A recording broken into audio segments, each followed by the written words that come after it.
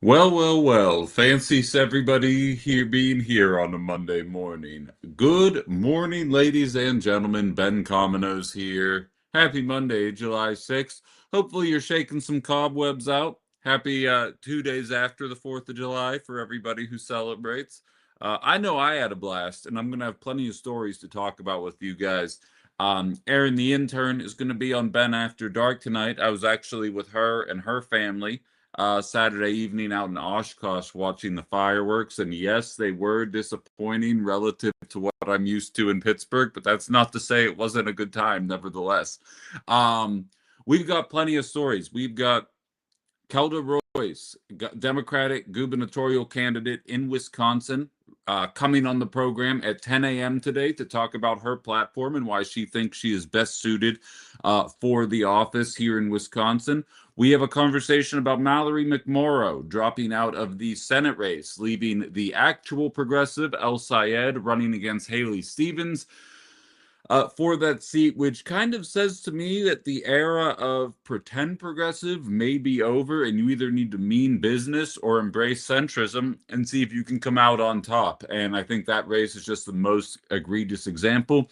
And flock cameras, important to Northeast Wisconsin, important to Wisconsin as a whole. And I don't know if it's because I've been talking about it, my algorithm has caught up to what I'm doing, or if it just so happens that the American population is starting to wake up a little bit.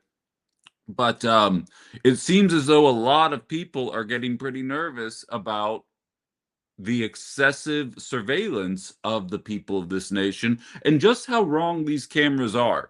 All that and more coming up as I see people already trickling in across TikTok, YouTube, and Facebook. Thank you all for being here so early on a Monday. My weekend was jam-packed, and I actually have an interesting conversation to start this show off as well. And yes, Jar Manny says nice posters. Went out to Below Five. I set up. I'm moving in like a month to still in the Fox Valley. We're gonna be moving a little east. And then I'm gonna actually put together a studio, but I was told that the blank wall behind me just wasn't gonna cut it for the next 6 weeks. So this is what we're dealing with here. Friday the 13th, Marvel, Spider-Man, more of a Batman guy, but all the Batman posters sucked. Pirate Flag, all that jazz. Plenty more coming as time goes on. But in terms of what I did Sunday, I went and attended an event at Casey's Kitchen and Cocktails out in Manitowoc. It was actually an event for Francesca Hong. Um, Wonderful event, very well attended, made some friends. Couple of people were fans of the show all the way out in Manitowoc, which is absolutely awesome to see from my perspective. But I couldn't help but notice that there, of course, in this era, you're listening to somebody who was just let go because of his political beliefs. And we are living in an era where your political beliefs can impact you from a professional perspective. So I met the one of the co-owners, actually I believe both of the co-owners now that I think about it, while I was at the event, and I got to talking to them, and I figured rather than me just recounting the event, why don't you just hear it straight from the horse's mouth as to how things got set up, how they got Francesco to show up, and what they thought about the event personally. So I am joined by, and I should have asked, I'm the worst at this. I know the first name's Casey. Is it pronounced Scherer? If I'm going to get that right here, we'll find out in a second if I did it right. But one of the co-owners of Casey's Kitchen and Cocktails joining me now on Outside the Box. Casey, thanks for being here. How are you? Good, Ben. You got the name pretty much right. It's Cher. Share. Perfect. Perfect. Yeah, Well, man, I'm glad you agreed to come on the show. It was a fantastic glad to event be here. yesterday. Were you expecting that kind of attendance, or were you blown away, or what were your expectations going into this? Surprisingly, that is kind of exactly what I expected. I mean, I was a little nervous that maybe people weren't gonna show up because I was starting to get some messages about uh people in this town not really liking what we were doing. So, but yeah, it was a great turnout, and yeah, that's what I dreamed it to be. It turned out perfectly. I love that. And so for the people listening who might not be familiar, I mean, I have lived in Pittsburgh most of my life. I have heard Manitowoc. I've done stories about Manitowoc, but I'd never actually visited. You guys definitely were going a bit against the grain there relative to what the majority of people out there might think and believe. Yeah, indeed we were. Trump won this county by a substantial margin.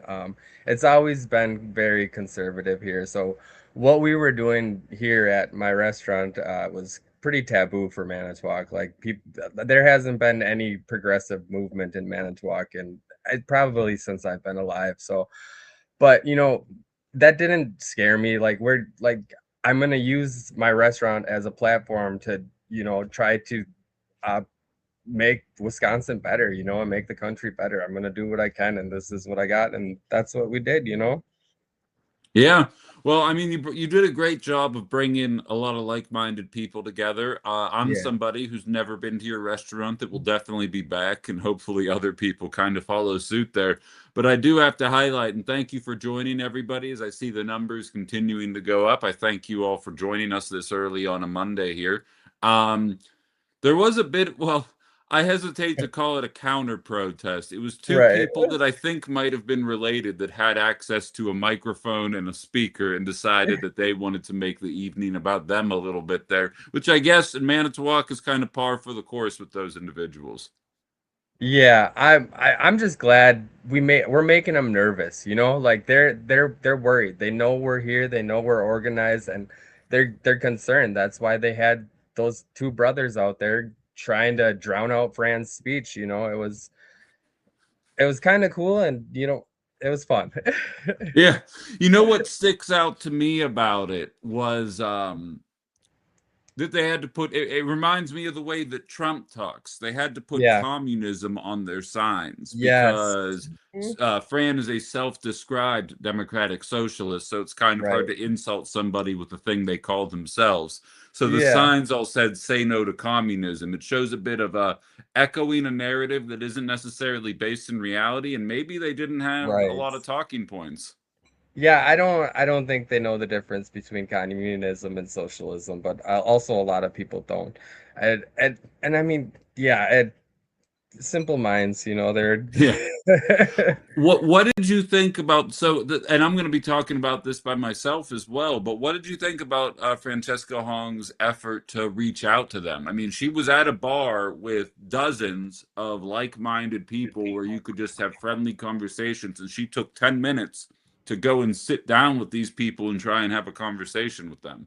Yeah, that was the coolest thing I've ever seen. Like I I could not deal with those people the way Fran did. Like she was so calm and so cool about it. Like I was joking with my partner Kendra. I was like, Fran gonna fuck around and get a vote out of this? Like Yeah, right. like it was amazing. Yeah, and just she just wants to talk to it. Like yeah, I her demeanor going into it so peaceful and so calm. Like she just really wanted to talk to them and figure out like where they could find some level ground and see if maybe she could change some minds.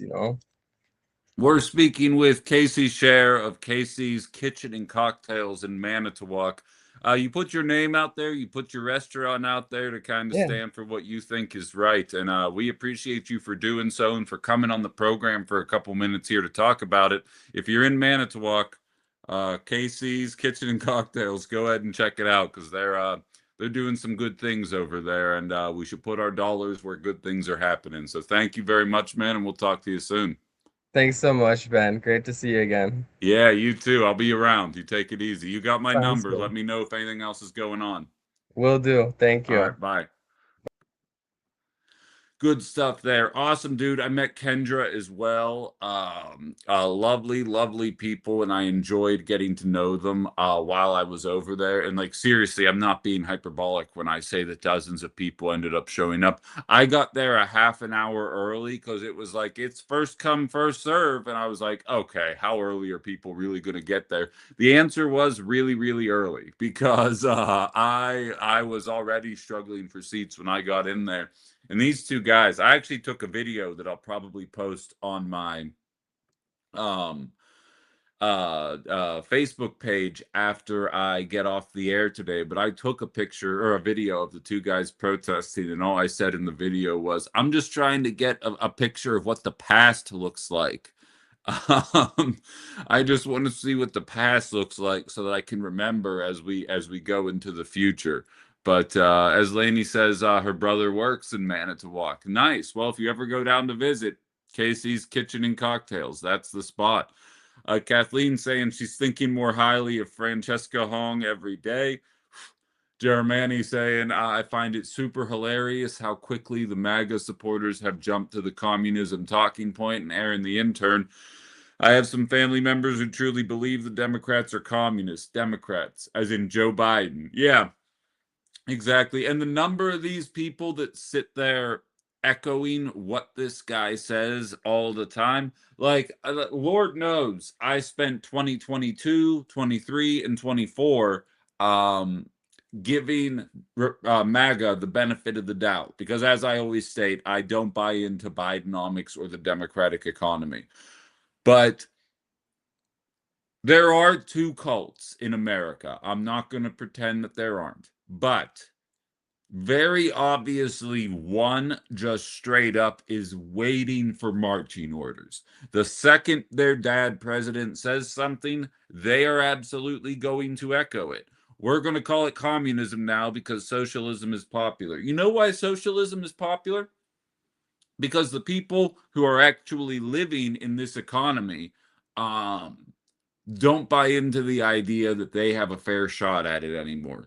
They're watching a president enrich himself to the tune of about $2 billion over the course of a 12-month period. And Republicans will, with a straight face, say if we do socialism, our elected leaders are going to enrich themselves while the rest of you are struggling to afford a home, while doing the stuff that they say will happen under socialism.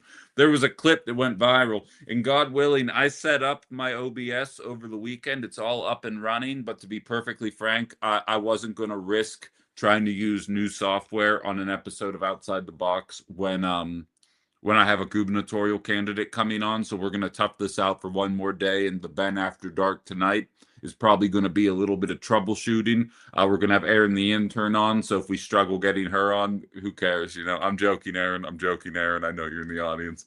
But once I have that up, I'll be able to play the audio. But if you haven't seen it, there was a clip that went viral of Newt Gingrich, of all people, going on one of the news networks, probably Fox, and just talking about, and he basically just described the economy right now and said, this is what'll happen if we do socialism, while just with no irony in his voice whatsoever. Or maybe he knew what he was doing, or maybe he knows that his people aren't going to think critically when they hear him say it and just be like, yeah, he's right.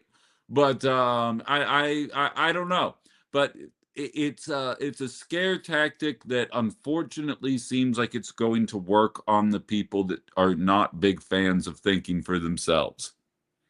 And I should say I don't mean any offense by that, but I mean offense by that. Dark, I don't know how to dark grit. Says MAGA communist argument. Obviously, yeah. You know, now that I think about it, MAGA is a bunch of communists. We should just counter it by saying the same shit. It makes just as much sense as when they say it, except for Trump is actually taking a stake in private companies.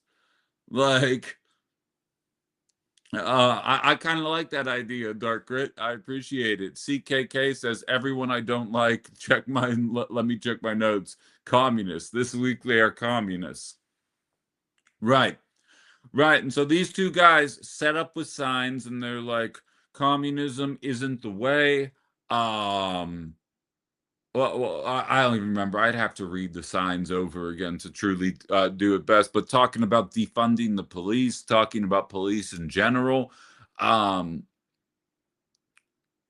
and it was two people. They even said before France started talking, they were like, "We're anticipating a counter protest," and they started talking, and my media background kicks in. So as soon as they start talking, Fran's hitting all the greatest hits, right? So I'm listening to her talk. I'm like, I know what she's going to say. I'm not going to be rude, but I am going to, you know, quietly excuse myself. And I walked over for like 6 seconds, and it was two people, and I was just like, oh, all right. Well, okay, so this isn't real at all then. This is just two disgruntled people that are parroting the talking points that aren't based on any kind of reality surrounding what the Democratic Party is. And I immediately went back to listening. Um, and I don't want to make this an entire Fran first hour because, as I mentioned, we do have Kelda Royce coming on, and I hope everybody is going to be listening to the program at 10 a.m. with an open mind. And if you can't, this episode will be archived on the Minocqua Brewing Substack as well as the Ben Cominos YouTube page as well. But I do want to say, and I would like to put on the record, as soon as Fran walked outside, there was an audience full of people, and before she even started doing her speech, she shouted out my show. She said, "Oh, that's Ben Cominos outside the box. Everyone should listen to it," which was like pretty fucking cool, if I'm going to be honest with you. So it was very nice of her to do. And I see Sensei asking if I have a date. Nah, gubernatorial candidate coming on. Got to look classy. Um, so you know me. Um, but uh, But yeah, so she shouted out the program, and a couple of people, even when I went on the porch in Manitowoc, were like, "Outside the box, love your show," and I'm like, "This is pretty great. I appreciate everybody for listening." But so awesome event overall. That not no new information could be gleaned.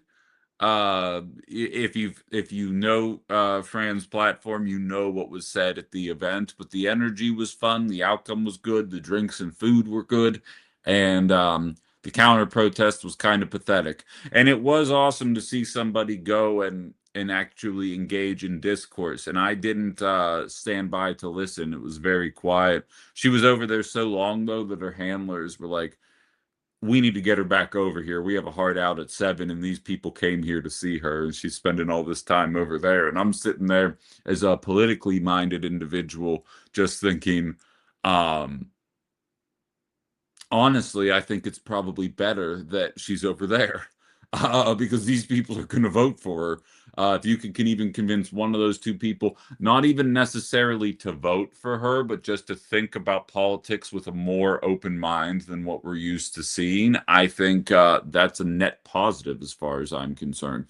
So, that was out in Manitowoc. Again, Casey's Kitchen and Cocktails. If I have a feeling they might get hit a little bit on the political side of things, so I at least wanted to give them a little bit of love now on this program. I know it's a bit of a trek if you're listening in the Fox Valley, but the one thing I'm learning that there's listeners to the program all over this state and in quite a few states at this point. So go ahead and get out there if you are in the Manitowoc area because they're good people doing good things. Um, all right. Now on to Michigan, and this one's going to be interesting. And unfortunately, I gave Kelda Royce's comms director a link to use to get on this program at 10, and so I think I might be able to just post the same link is the way it works. I gave it to KC as well. Nope, that's for TikTok. All right. Unfortunately, you guys are SOL. It's nothing perfect. It's nothing personal. It's just the situation that I find myself in today. Um, but so I'm not going to be able to take anybody's opinions via video for the course of the first hour, probably hour and a half. Because that's how long Kelda will probably be on. But I will post a second link after the interview with Kelda for anybody that wants to vocalize their opinions. If you're new here, that's how we do interviews on this show now. I bring somebody on, and I do have more interviews than I used to on classic outside the box relative to outside the box unfiltered. Um, but we kind of just debrief and we talk about what we learned, what we liked, what we didn't like during the interview. So anybody who wants to get their thoughts out there, um, chime in with yeah, that'll be from 10:30 until 11 for anybody that wants to talk about it. I see CKK says there's a lot of cool stuff to do in Manitowoc. OG Michelle says Manitowoc is a great destination for a day trip. Know what I'll check out next time I go. I absolutely love that. I'm actually going to screenshot that so I can send that to KC later because I think that'll probably put his mind at ease. Knowing because a lot of people, I even heard someone say, "Are you comfortable cutting your customer base in half?" And he was like, "I'm not even worried about it," which goes to show you how these people operate. I'm just going to use my iPad here really quick. Bang, there we go. I'm going to send that to him and let him know. Quito's asking, did you see England's game? Hey, hey, hey, Mexico, goodbye. I didn't see it. I didn't see it, but I'll be honest, I was pulling for Mexico. I don't know why. Just something about me was like, I should be pulling for Mexico right now. Um, all I know is America plays tonight, and the media has been working overtime to try and make this player. I don't even know his name. Someone who knows his name, type it in the comments, please. Everyone's making fun of me for an iPad. Yeah, Violet. I figured you would pull for Mexico. That's feels right. But but we got a player on our team that got a red card against Bosnia, and he technically wasn't supposed to play this game. And then Trump made a call uh, and was like, "Hey, you should let this guy play." And then he played, and everyone's trying to make it political. Political. I'm gonna be honest with you. Um, it shouldn't have been a red card in the game. He shouldn't have even been expelled from the game. And that's not me being a homer. I'm not even a soccer fan. I just have a vague idea of how the rules work. That wasn't a red card. Even in super slow motion, you were like, that seems like an accident. Like there definitely wasn't any kind of, how do you say that? Falorian. Thank you, Nataki. Falorian is going to be playing. And you're watching liberal media sources be like, is this going to taint the win? No, no, fuck no. It shouldn't have happened in the first place. That kind of shit should happen more often in sports, because the refs get it wrong all the time. They should be able to take wins back. Remember that one when who was it? It was like the Saints were playing the Rams or something like that, and they didn't call. Just like the dude was just straight up chucked to the ground. You know what I mean? Like it was obvious pass interference, and they were like, nah, we want the Rams in there, not the Saints, so we're not calling it. Like of all the things, this that reminds me of some Trump 1.0 bullshit. You know what I mean? Like there's so many things that Donald Trump is sucking at that you don't need to go find things to talk about, you know? You don't need to bring that stuff up. It's like when Biden was president and Trump was giving a speech to manufacturers, and he said if the Democrats keep winning elections, it's going to be a bloodbath. And he very obviously meant in the auto industry, and it was like a 2-day story where they were like, "Is he threatening violence if Democrats keep winning?" Like, no, no, you're grasping at straws in a man that is just comprised of straws. Like, just pull the obvious straws. You don't need to be like, oh, I think there's straws over here. No, the dude's literally made of straws. Just grab any of those and you'll be fine. You don't have to make the stuff up. Violet saying she doesn't like making calls after the game. Nah, don't like it. I feel that. I get it, but like, I don't think of all the things, like I think it's just a FIFA thing. I do think it was a bullshit red card. We're going to need a bigger straw. Exactly. Do you think it was a bullshit red card? Out of curiosity, who's soccer people in the audience? Was that a bullshit red card? Because again, I was also the one saying that the first goal that America had that got called back, everyone was like, "Why did it get called back?" And I was saying high sticking. So I don't know if I'm the right guy to ask these questions, but it didn't feel like a red card. By the way, we'll be watching tonight's game during Ben After Dark. I will have the game on while I'm doing Ben After Dark. So be ready for live commentary from a guy who's watching his second full soccer game ever. So should be a good time for all parties involved. Tom says yellow card. Yes. Yeah, yellow card's fine. That I can get behind. I would have been like, yes, but the fact that they skipped from no cards to red card based on that and he had to miss the next game, I don't buy that. I personally don't buy that. Well, wait, I think we had a new messenger here. Oh no, we how do you say that name? Sisisgasm? There's other well-known left-wing bars in Manitowoc that do great. He'll be fine. They famously kick people out during their first election night. LOL. Awesome. Awesome. Well, I like, you know what? I have this platform and I can show people love, and I want to show people love. Oops. I want to show people love that are doing the right kind of things there. So, but I appreciate that input nevertheless.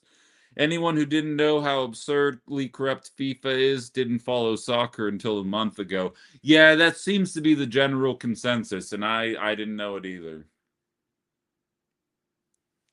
CKK says it's not BS, it was dangerous and could have severely injured a player. But isn't intent part of skipping the yellow card? Like, again, I don't know. But it feels like you should have wanted it. Like, because, like, I know they do that in basketball, right? They got a foul versus a flagrant foul. Like, if your intention, what's up, Rose, was to like bring somebody down while they were jumping, they're like, not only are we giving you a foul, but we're like giving you a bunch of shit with it, and that guy's out of the game. Like, there are delineations, and even in slow motion, I don't think anybody's gonna be like, oh no, he went out of his way to step on that guy's ankle and go for the Achilles tear right there. I don't buy that. I don't buy that. I think it's a stretch. And I'm not even a soccer fan. I'm just an America fan. And I was watching the game pissed off after that. I'm like, I swear to God, if we lose because we're playing down a man because of this BS call, I'm not going to be thrilled. And I low key go look at my socials. I did a video after we won about how it felt like I was rooting for District One, in Hunger Games. Like, I don't like pulling for the wealthy team over the Bosnian team. Like, it felt weird for sure.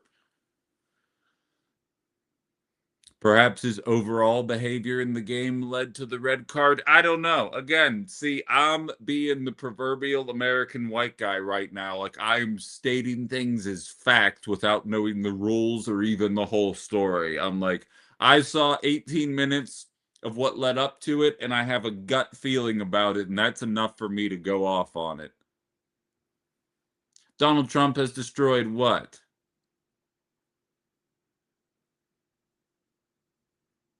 But yeah, it should be about intent, and it didn't feel like any intent was meant there, personally. Can I move this forward a little bit? Perfect. I can actually lean back a little now. That's nice. I'm assuming you guys can still hear me here till I get the chair. I was thinking about it. I'm probably not going to get any more studio furniture until I move, because what sense does it make to set it all up here and then take it all down so that I have to put it in a U-Haul and then move it to the second place? Doesn't. So I'm just going to suck it up for the next month. We're going to do it. Oh, I forgot my Batman thing. It's all right. I'll do it next time. Um, all right. So, yeah, people are very mad about it. Jen saying it's all over TikTok. People are pissed. I don't know. I don't know. I think I'll allow it. Of all the things Donald Trump does that piss me off, I'm going to allow this one. I think it was a BS call the first time around. I know Tom disagrees. That's fine, or rather CKK disagrees, and that's fine. Yeah, and Violet, that's why you suggested the mobile desk. Yeah, not a terrible idea. I actually might take you up on that. Violet, you're so chock full of good ideas. Um, but it's interesting nevertheless, and I'm watching Trump address the audience right now, for his new $1,000 investment for children that are born during his presidency. Um, and nothing else. It's so funny after dozens of MAGAs would call my show during the Biden years and say that the Biden fixes for economics were only addressing very small percentages of the population. And then Trump says, and it wasn't nearly enough to address an economy that left so many people behind. And then Trump shows up with $1,000 from the government for all babies born specifically between 2025 and 2028, invested in a savings fund. And it was like, oh my God, where did this genius come from? Um, it's a lot. It takes a lot for me just not to scream into the ether all the time. Yeah, CKK, you and me both. Especially because it's against, who's it against? Hungary or whatever. That one I want to beat. Like, it's like if we played England. Like, it's the same reason I was pulling for Mexico over England. I pull for the smaller countries, or like the countries that have less over the other countries. And I just love Mexico's leader. Ah, could you imagine how much further along America would be if we had Claudia Sheinbaum as our president? The answer is very, very, very far. Um, Yet here we are, just old white dude after old white dude, dragging us slowly, well, slowly backwards under Biden, very quickly backwards under Trump. Um, And if we are going to get a woman, it's going to be freaking Kamala Harris or Nikki Haley or something. Like we're not going to get a Claudia Scheinbaum type. We're not that lucky. Let me see what's going on Facebook before I move on to the next part here. Am I not live on Facebook? Oh no, I am. Okay, good. Oh, we got a bunch of messages. All right, Echo Ben, why do you keep doing this to me? There we go. Let's see what we have here. A bunch of people saying good morning. In case you missed it, John Brennan is in Appleton tonight. Not my choice, but thought you or some listeners might be interested in going to ask him questions. Unfortunately, I can't make it. Michelle left a post for that on my Facebook Live. For anybody who's on Facebook and follows me, go ahead and check my live out. Not right now. You can stay watching it wherever you are. But if if you're interested in checking that out, that'll be available there. Tom says I have 13 siblings in my family. If mom got $1,000 each, jackpot. Mallory says should backdate that money to his first presidency. Had my kids in 2019. I want my hand out for dealing with him during the first round. No, exactly. Forgiving student loans is bad because that only impacts a percentage of the population. But giving money to people that have children specifically while Trump is president, that's good and should be taken very seriously. Um, they have very big brains in the Republican Party. Deanne says, great job, Casey. Will definitely support your business. Ken says, love all the pictures in the background. Good choice. This is actually, for those of you that see Allie bopping around, she sent me the suggestion and then threatened me if I didn't do it. So here we are.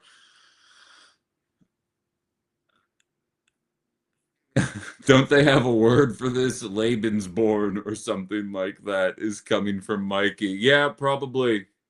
Probably. Welcome to the party, Canary.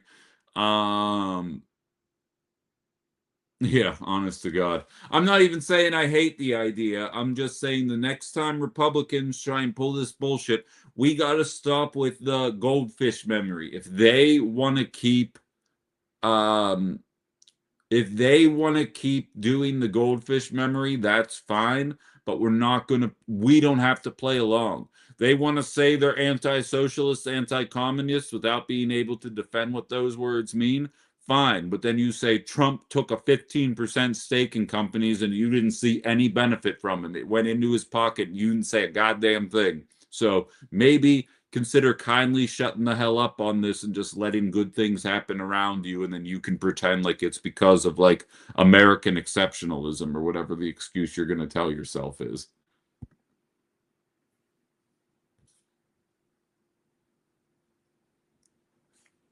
But thank you for sharing my link tree there. If you're watching on the tube of you, Isabel/Jen shared my link tree. You can click that and follow me on all channels. And if you are in a position to do so, oh, and by the way, shout out to Rodney who just donated a stupid amount of money to what I'm trying to do. You do not have to donate that a lot. And I appreciate you for being you, and I did want to shout you out, not to downplay the 10, 20, and $30 donations that I'm getting from so many of you, but anyone who's in a position to be able to donate to kind of help keep this operation afloat while we kind of get our balance here, my Venmo is available in that link tree as well. So if you're in a position to help out, and thank you for the gifts on TikTok as well. I see you there, Elf. But anybody who's in a position to help out is vastly appreciated. 6 to 7:30 at Lundgard Park, Lightning Drive in Appleton. That's 6 to 7:30 tonight. Joel Brennan will be there. I may try and make it. Actually, no, I won't. Maybe for a couple minutes I'll go and stop by. I'll have to see how my night plays out. I have a jam-packed Monday today. I'm actually meeting up with Malia, who was on this program on Thursday. She's the former counter horrorism, because I can't say the T word on TikTok. Great app, just an awesome app. But we're going to be talking about maybe getting her on the program a little more frequently. It seems like a lot of you guys liked her, so we'll make our way over there. Um, I'll make my way over there this afternoon. We got a couple of other things. Got to write my article for the Minocqua Brewing Times, all that jazz. So I'll try and get down there. And I technically have to set up the Sunday night show as well, or Monday night show. I wish it were Sunday. But all right. In any event, let's shift gears over to Michigan, shall we? As I just That's why I have the news on, just in case something interesting is happening, just so I can, ruminate about it for a moment. We're the bad guys. I would understand if you hated us. Well, no, Violet, I would say our government's the bad guys. I would say most Americans are actually pretty all right. Some of us are dumb, dumb AF, if you will, and not dumb and fun. I mean the other AF.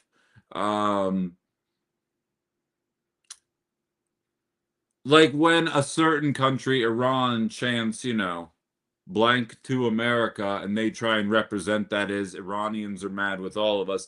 Nah, they're mad at our government and the way we treated them, and that's justified. It's absolutely justifiable. As Quito says, you guys are great.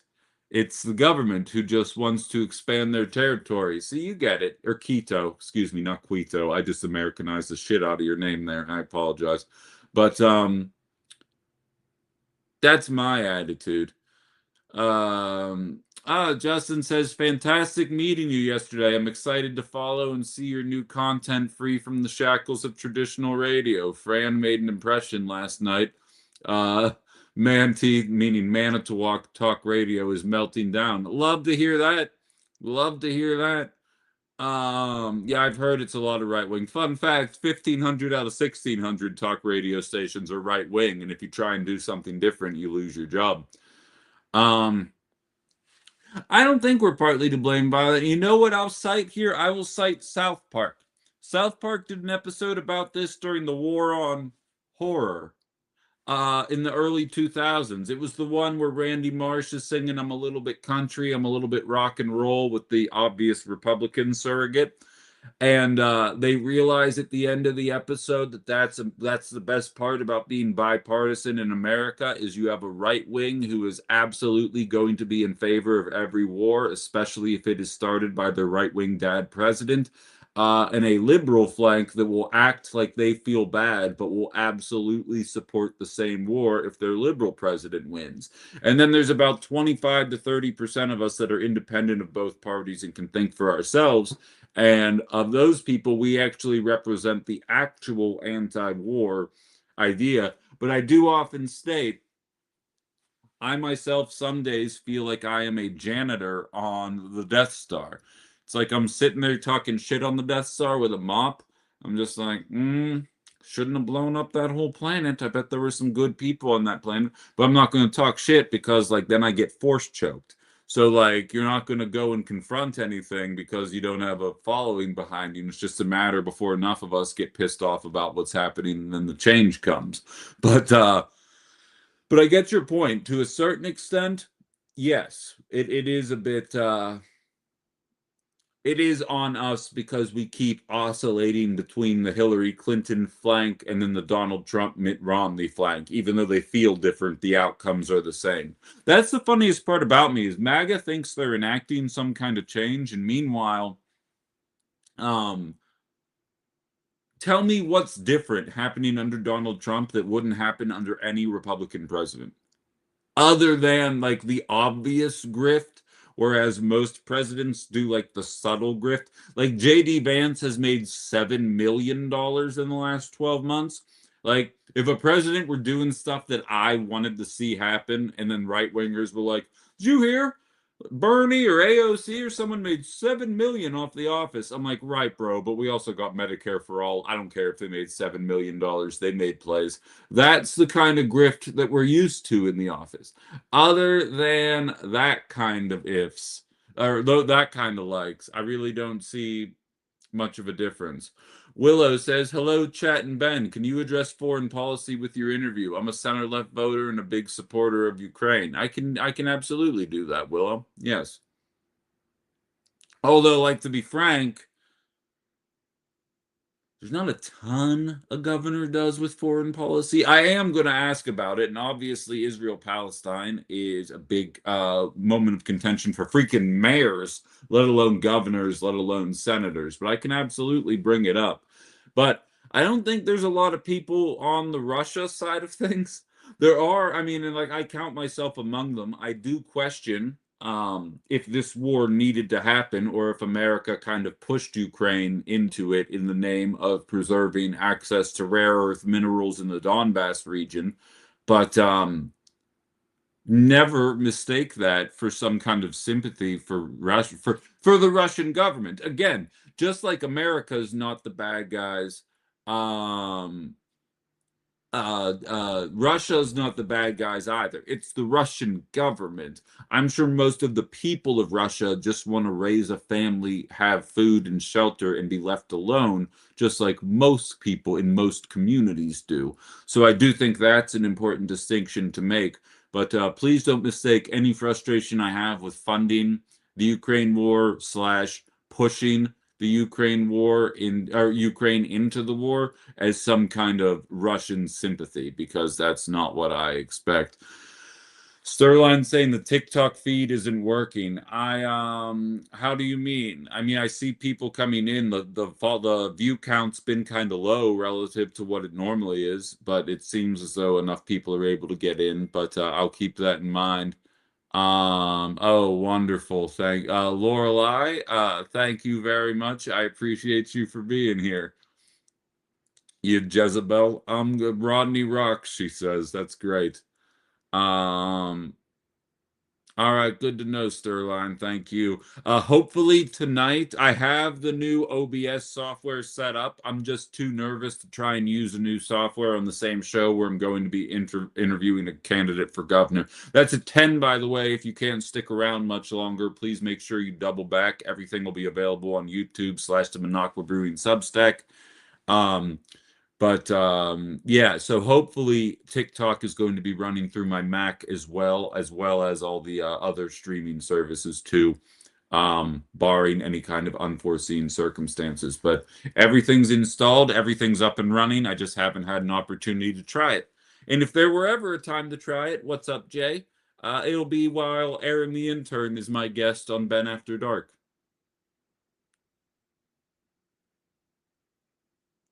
Yeah.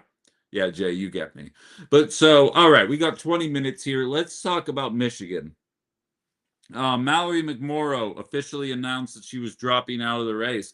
And what's funny is I made a post about it, and I specifically went out of my way to grab a post from Republicans Against Trump because to be real, I've had enough of the right wingers I don't even want to say our party because I'm not a Democrat, but that have joined the left flank of politics, if not in name only, that are essentially, in my opinion, trying to make the Democratic Party even more Reaganist than it already is.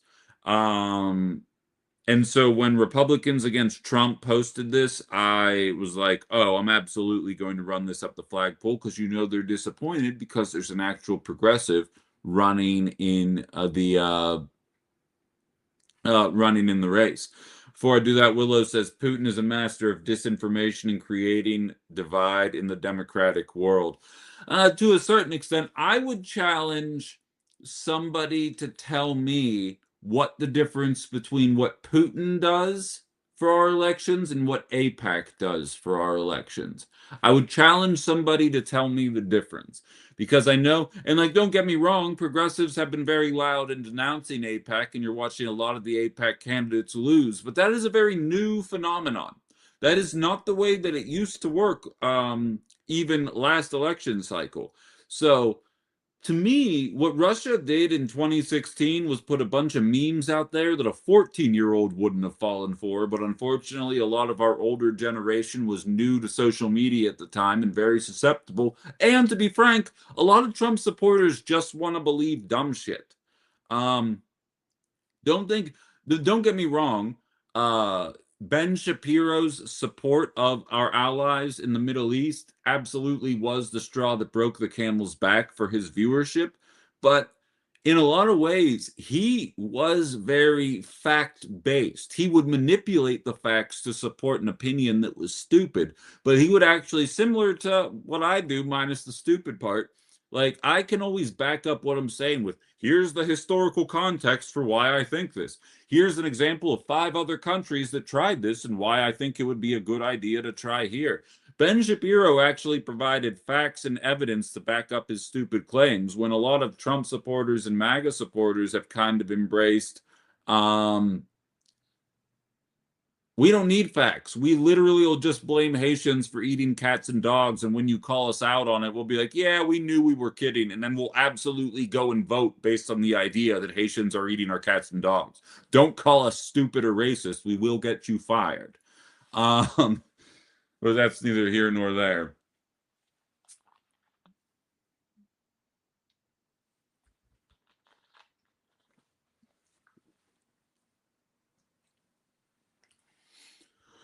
But so that's my input on that. So in any event, Republicans against Trump. They had some thoughts about what went down. Let me pull this up here.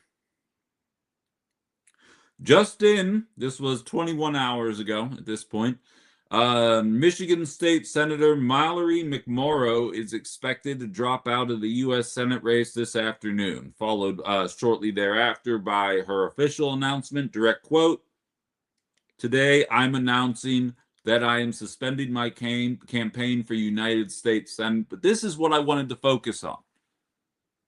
Whoever wins the primary on August 4th will have my full support. And I feel like that's too few and far between within the Democratic Party right now. And unfortunately, that is mostly, not entirely, in one direction. Because I can tell you, as a Bernie bro, I have voted for a very shitty Democrat 2 out of 3 times. And yet now that Democrats are finally losing these elections, and the progressives are actually the ones at the top of the ticket, now all of a sudden the same people that were screaming vote blue no matter who want to pretend like that didn't happen. And to a certain extent it didn't, because again, if Democrats would actually negotiate with the left, they would never lose elections.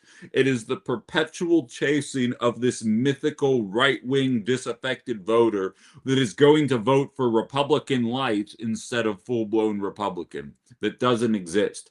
There are enough leftists and centrists, like center-left Dems, to win every election. Donald Trump's favorability has a floor of 32 to 35 because that's the Republican base, meaning 65 to 68% of the people hate what this president is doing and are looking for something different, but don't necessarily buy into the idea that the Republican Party means business. So Mallory McMorrow dropping out and saying, I'm going to support whatever Democrat comes out of this regardless, I think is important. I'll be honest, I don't know that either candidate is going to get support from the other side of the flank, because Haley Stevens is that classic APAC funded candidate, pro the violence that we see in the, well, not pro, you sound like a jackass when you say that, Ben, but you know what I mean. She's down to support what is going on with our allies and pretend that what they're looking at is not completely egregious. And then Al Said, which I still need centrists to talk to me about this, but is pro Medicare for all, which people are saying is too far to the left, which I need somebody to convince me why that's true. He is pro supporting Palestine as opposed to our allies, which I mean, for the same reason that I pull for Mexico over England, yeah, I would tend to agree. And on top of all of this, he doesn't take corporate PAC money. And if you haven't seen the interview, again, I should be able to share video clips in a little bit here. But yeah, everyone's saying they're having trouble, or at least some people are saying they're having trouble streaming here. That's a shame because there's almost 90 people on here on YouTube, at least at this point. So I'm going to need to look into this. I'm going to need to start plugging directly in eventually, but that'll be later on in the week. But there's an interview where he is being talked to by a morning show. I believe it was on CNN, and he is talking about AI companies and the fact that Haley Stevens has taken money from AI, or maybe it was McMorrow. I don't remember how it was coming about. And he was asked, have you taken money from AI companies? And his response was, I haven't taken money from any companies. And you can tell the anchor was on autopilot, because then they immediately followed up with, should your challengers in the Democratic Party be taking money from AI corporations? And he says they shouldn't be taking money from any corporations. Like, so he doubles down on both of them. And like, there's something so nice about that. It's like when I say everybody should shop at brick and mortar stores, and they'd say, Ben, you say that now, but how convenient is it the first time you get day, like 24-hour delivery from Amazon? And then I can say, I've never bought something off of Amazon. So I realize not everybody's in that position. I know a lot of new moms buy diapers. I am not transcribing my experience onto everybody else's experience, but it doesn't change the fact that when you practice what you preach, it's easier to tell other people not to do it. To me, that soundbite should be on every ad that he makes going forward, and they should just put that on everything. Because right now, the no corporate dollars element, we will be speaking with Kelda about that in just about 10 minutes, um, is a component that I think is on a lot of people's minds, specifically on the Democratic side of the aisle, at least in some areas. In California, Tom Steyer lost to Xavier Becerra, who ended up getting funding from just about every company under the sun, an industry under the sun. And most of them were like the shitty industries the Democrats have made it clear they don't like.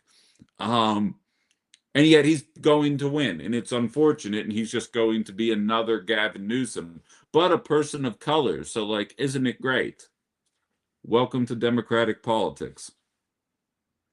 Um, but so to me, Mallory McMorrow's loss marks the end of the faux progressive. No longer are you able to have one foot in, one foot out, or more importantly, say the progressive thing, knowing damn well that even the people voting for you know that you're probably making it up. You either need to know that this person is progressive and is going to vote a certain way, or that they are not. And Mallory McMorrow's complete beatdown, like, she got to the point where she was polling in the single digits, despite the fact that she was very popular at one point. To me, shows you that there was a centrist in the race, and there's an actual bona fide progressive in the race. And if you are going to placate to the progressives while obviously being a centrist, the centrists don't like that you're trying to extend an olive branch, and the progressives know that you're full of shit. And the second that you get nominated, the weapons are going to flow, the taxes are not coming down, so on and so forth. I watched an interview with Haley Stevens before I got on the air today, and it was just a litany of platitudes that don't mean anything, but screamed and very energetic to show that she's young and willing to fight against Donald Trump. I love this idea that people are looking for Democrats that are willing to fight against Donald Trump, as if that's not the only goddamn thing that they platform on for the last 10 years. Like, no, we know that you are going to bitch about Donald Trump. I promise you, if there were one thing that I were aware of about the Democratic Party, it's that they don't like what Donald Trump is doing. You need to do a better job than that of getting in front of this. And Haley Stevens, to me, isn't doing a particularly impressive job of that. Hold on, what are you guys talking about? Thank you for the follow, Zabib.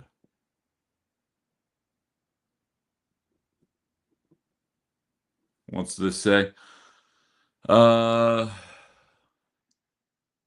oh, and Sensei highlights that the elephant in the room that I'm not addressing is that 40% of people don't vote. Sensei, I'll tell you what, if you haven't watched it yet, you need to go watch my speech that I gave to the 7th Congressional Dems. It's on my front page on my YouTube channel.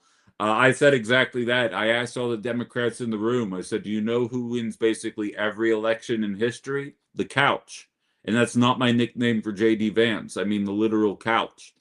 And The reason is because they're not inspiring people to come out. And to me, Stevens isn't going to inspire that, and McMorrow obviously wasn't. A lot of people think that Mallory dropped out so that her vote would go to Stevens. I'd argue that there were more um, young progressive women voting for Mallory McMorrow who are more likely to end up in the El Sayed camp rather than the Stevens camp. Personally, I could be wrong, but like very rarely is that ever the case. So I have a feeling it's going to be a net positive for the progressive candidate in that race, which has me excited. Dream interview, I would love to have him, El Sayed, and Fran on at the same time because I would like to. I'm going to do all the other gubernatorial candidates first because I already spoke with Fran back on Outside the Box Classic, so I don't want to double dip, and I'm sure she's busy as hell. But I'd love to have them both on the program talking, and the fact that I am no longer beholden to local talk radio means I can literally interview whoever the hell I want and not even have to make up an excuse for why. Although I was interviewing like Ro Khanna for like basically no reason. I just reached out to him like, "You want to come talk progressive politics with me?" He's like, "Sure." And I just found a reason to make an interview with a California congressperson in Wisconsin make sense for people. It works. The couch always wins, as Lorelei says. Exactly. And thank you for joining the party, Lorelei.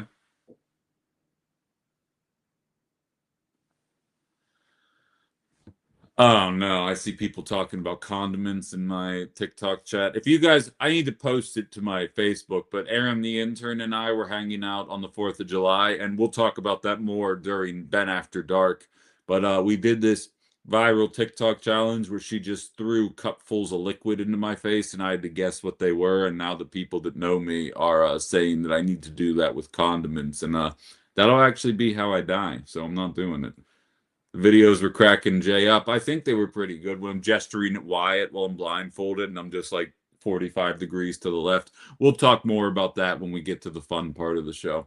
But so in any event, I have a feeling that this is going to be viewed as a net positive long term for the progressive flank in Michigan. And like I often state, if progressive politics can win in Michigan, and we'll be speaking with Kelda Royce momentarily, and like I'll even tell you, if she's watching this right now, then she's going to get a little bit of some insight into what the first question's going to be, because she was willing to show up to the Muslim Civil Alliance in Wisconsin um, on Thursday at a time when a lot of the centrists weren't, which says to me that that attitude wins in Wisconsin, understanding that the violence in the Middle East is not supported, especially by the majority of Democratic voters, and that showing up to that, I would hope you're showing up because you believe it. But if for no other reason, showing up because it's just good politics in 2026. And mainstream media keeps trying to present this as that works in New York. This works in California. This may work in Denver.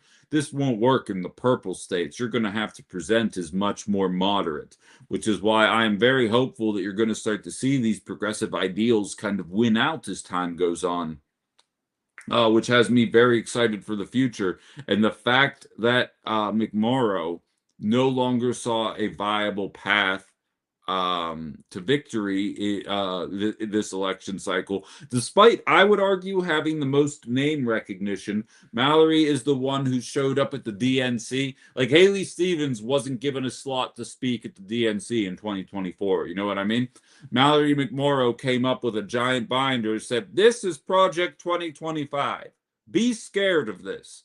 I don't have any ideas, and neither does the Democratic Party to encourage you to come out and vote. But I do know that this will scare the shit out of a lot of you. And for the record, Project 2025 blows. Um, but it doesn't change what's going on. I see Frank saying wishes he could stay. Frank, follow my YouTube page. It'll be, and go check out Minocqua Brewing Substack. It'll be available there. Aaron, direct him where he needs to go. As I see, State Senator Kelda Royce joining the thing here. She's backstage right now. I'm gonna give you 10 seconds to just ramp up. You already look ready to go. As I've been teasing for the entire hour and realistically over the weekend as well. Very much looking forward to this conversation. I'm bringing you up now, Kelda. Here we go. Thank you very much for being here. How are you? I'm so delighted to be with you. Good morning, Ben. Yeah, good morning to you as well. I gotta say I appreciate you reaching out. I told this to Jalen when I received a text from him, but you're one of the first people I interviewed when I got a radio show. I'm like, these people aren't going to want to talk to me. Who am I? And sure enough, now that I'm independent, you were one of the first people to reach out again. So that is not lost on me, and I appreciate the support and you willing to get your message out here to Northeast Wisconsin through Outside the Box. Absolutely. Yeah. Congrats on going independent. Yeah, it's exciting and incredibly time consuming, but Yeah. happy to be here. But I called I called a shot on Friday. I think you're going to like very much, and I said this isn't because she's coming on the show. I said I can back this up with valid talking points, but I believe we're going to see a surge coming from your campaign over the coming days here because of some of the actions that you've taken over the last week or so. Not to mention your entire campaign, the whole process, and so. While I like to try and keep these conversations consistent, I would like to start somewhere where I didn't start with the previous candidates that have been on. Thursday, there was a forum for all of the gubernatorial candidates to speak with the Yes. Wisconsin Muslim Alliance here in the area, and you were willing to attend. And so were a few of your other the competitors as well, but a couple blew it off. What went into your decision to show up to that event at a time when it seems like a lot of Democratic candidates are kind of reconciling with what to really be a vocal leader on this issue that seems to be captivating a lot of minds out there? Well, first and foremost, I made a commitment to go, and I am not afraid to answer questions. And I'm also not afraid to tell people that I disagree with them. I think that one of the most important things that we can expect from a leader is that they will tell us what they believe, how they make their decisions, and let the chips fall where they may. And I think there were some things that I said there that they appreciated and liked a lot, and there were other things that they did not like, such as my opposition to private school vouchers. But I said, if I'm running for governor, it is disqualifying to refuse to show up and to share your perspective with people. That's not a common enough trait in politics anymore. Yeah. Well, and a lot of times, politicians are going to just tell you what they think you want to hear. And I just feel like that is a real disservice. I have found again and again, Wisconsinites will vote for somebody that they might disagree with on some issues if they feel like that person is forthright, takes them seriously, treats them with respect, and listens. And those are the hallmarks of the way that I've tried to build my leadership as a legislator, as an advocate, and just as a volunteer who's trying to make change and has been devoting my life to building progressive power for 25 years. Wonderful, wonderful. Well, I appreciate the answer. I know a lot of the community appreciates you showing up. And like I said, I think it will pay dividends. I've been wrong before, but only like twice ever. So I have a feeling that you're heading for good things there. You've got a better track record than I do, that's for sure. Yeah. Let's then I'll return a little bit more to normalcy here. This is the first question I intend to ask everybody, but I wanted to get that in the forefront. This is by no means the presidential primary in 24, but there sure are in 20 rather, but there sure are a lot of candidates here looking to fill in. When Governor Evers announced he wasn't going to be running, that kind of opened the door for a lot of people interested in trying to throw their hat into the ring. What do you think is the most qualifying and separating feature of you and your campaign relative to what everybody else is doing? My experience and my effectiveness. There's no question, Ben. I have the most experience in and around state government, even though I have spent the majority of my career as an executive in the private and nonprofit sector. And most of my work in politics has been as a volunteer, as an organizer, as an advocate. But I have 10 years in the legislature. I've served in both houses. I'm the only candidate with deep budget experience on the Joint Finance Committee. And most importantly, I'm the only candidate that has demonstrated again and again that I can turn progressive ideas into law at the state level. At the end of the day, it doesn't matter, how great your social media is. It doesn't matter how eloquent your speeches are. It doesn't matter how good your ideas are if you can't turn them into law. And in the toughest of political environments, and believe me, Wisconsin has not been a piece of cake for like-minded folks, right? For progressives. But yet again and again, I have been able to actually deliver for Wisconsinites. And that is essential for our next governor, because we're going to have a once in a generation opportunity to actually make tangible change. We cannot afford to screw this up. Sure. Do you think you ran in 2018, correct? For this same seat? What have you learned for this campaign relative to what you were doing in 2018? Well, it's a completely different ball game. I mean, that was during the first Trump presidency, and I foresaw then that Roe v. Wade was going to be overturned. But the second Trump presidency is obviously completely without guardrails. Corruption, high costs, and criminality and cruelty on a scale that we have just never witnessed before. So we need to have a governor who is not afraid to hold him and every member of his regime legally accountable for their crimes. And I'm talking about ICE agents who bust in your window or, punch somebody with a camera. I'm talking about people who tried to steal the last election or broke the law in other ways. For me, as an attorney, legal accountability is absolutely essential in this moment. Yeah, that provides me the great segue, and we're speaking with State Senator Kelda Royce, one of the Democratic candidates for governor here in Wisconsin. Obviously, ICE and the way we're going to handle that going forward is on a lot of people's minds. Allow me to interject my own thoughts here on the matter. I feel like sometimes Democratic candidates try and placate some right-wing based. It's like, oh, well, we'll rein them in, but don't you worry, ICE will be just fine. And oftentimes that does more to suppress Democratic voters rather than it does bring right-wingers or centrists over to your side. That being said as well, there's always the obligatory anecdotal evidence of some undocumented immigrant doing something horrible and not really being held to account in any meaningful way. How do you reconcile that, and what would the relationship with ICE and the Wisconsin government look like under your leadership? As I mentioned, I'm a lawyer, but I'm also a mom and stepmom of 5.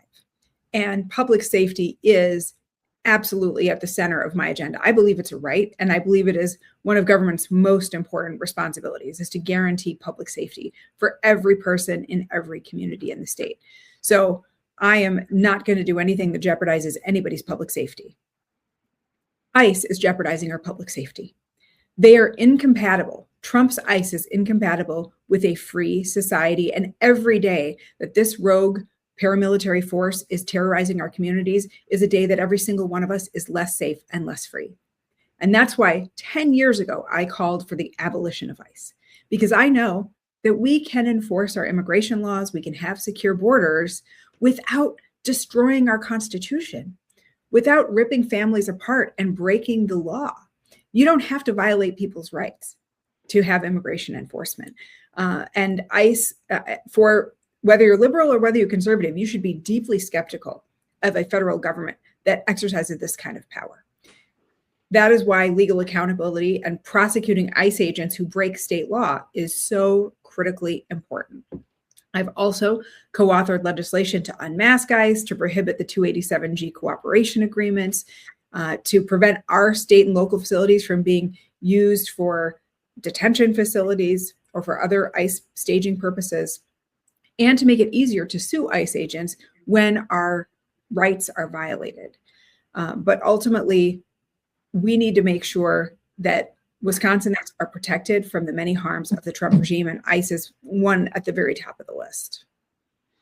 Interesting stuff there. So obviously, you're talking to somebody in the Fox Valley right now. Something that's very much on the minds of a lot of people here is technically an offshoot of ICE, but it is the relationship with the surveillance cameras going up in a couple areas, Yes. the flock cameras. Hmm. Appleton has kind of taken matters into their own hands, as has Oshkosh, Neenah, Little Shoot, a couple others, kind of going in the other direction here. What's your attitude on this kind of um, new wave of surveillance? We're getting kind of accustomed to always being on camera. You're talking, I Yeah. have 3 cameras facing me right now while I'm talking to you. So, Yeah. like, obviously, there's a certain element of comfort you have to have, but then there's a little bit of overstep in the eyes, and especially when you bring ICE into the conversation, then that opens a whole other can of worms. So, what does the future of flock, or any, this isn't anti-flock, any surveillance type of equipment going forward?